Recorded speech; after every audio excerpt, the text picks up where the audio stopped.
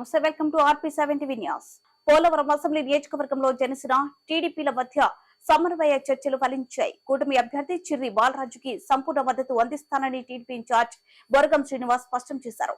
కొంతకాలంగా తెలుగు తమ్ముళ్లలో నెలకొన్న సందిగ్ధతను తొలగిస్తూ బొరగం శ్రీనివాస్ నాడు అందరితో కలిసి మీడియాతో మాట్లాడారు.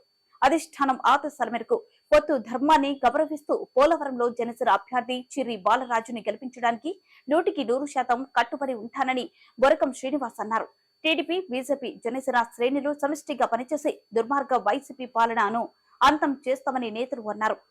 ఒక్క ఛాన్స్ అనే పేరు చెప్పి ఓట్లు ఎంచుకొని ఒక అసమర్థ ముఖ్యమంత్రి జగన్మోహన్ రెడ్డి ఒక్క ఛాన్స్ అనే ఉద్దేశంతో నాకు ఇవ్వండి, ఈ రాష్ట్రాన్ని బాగు చేస్తాం, నాకు అవకాశం ఇవ్వండి అని చెప్పి ఆదరించాను. అందరినీ, రాష్ట్ర ప్రజలందరినీ కూడా మోసం చేసి ఓట్లు వేయించుకొని ఏ రకం కూడా ఎవరిని ఏ రకంగా భక్షించాలి, ఏ రకంగా పార్టీని నాశనం చేయాలి అనే ఏకైక ధ్యేయంతో అతని ఎజెండా వేరు, అతని ఉద్దేశం వేరు. ఏది ఏమైనా సరే ఈ అంతా కూడా ఈ రాష్ట్రాన్ని అంతా కూడా పాడు చేయాలనే ఒకే ఏకైక ధ్యేయం.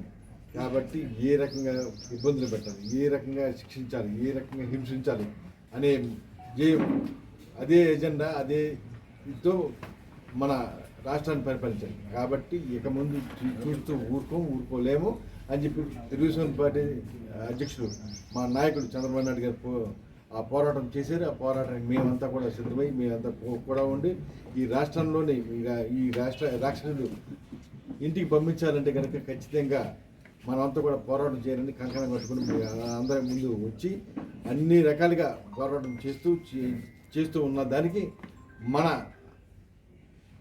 వాయు తోడైనట్టు మన పవన్ కళ్యాణ్ గారు తోడై ఈ రాష్ట్రాన్ని మేము కాపాడే దాంట్లో నేను కూడా బాగా పంచుకుంటానని ఉద్దేశంతో ఆయన వచ్చారు. కాబట్టి ఈ పోరాటంలో, ఈ సంగ్రామంలో, ఈ ఎలక్షన్లో, ఈ ఉమ్మడి కూటమిలో భాగంగా ఏదైనా ఉంటే కనుక అందరూ కూడా అత్యధికంగా మెజార్టీతో పుట్టమాచి యాదవ్ గారిని, అలాగే శ్రీ బాలరాజు గారిని గెలిపించమని ప్రజలందరినీ కోరుతున్నాను. అదే రకంగా ఎక్కువ మెజార్టీ. నమస్కారం అండి. ఈరోజు పోలవరం నియోజకవర్గంలో 2024 ఎన్నికలకి ఎన్డీఏగా తెలుగుదేశం పార్టీ, బీజేపీ పార్టీ, అలాగే జనసేన పార్టీ ఉమ్మడి అభ్యర్థిగా పోలవరం నియోజకవర్గం నుంచి నాకు ఇక్కడ నిలబెట్టడం జరిగింది.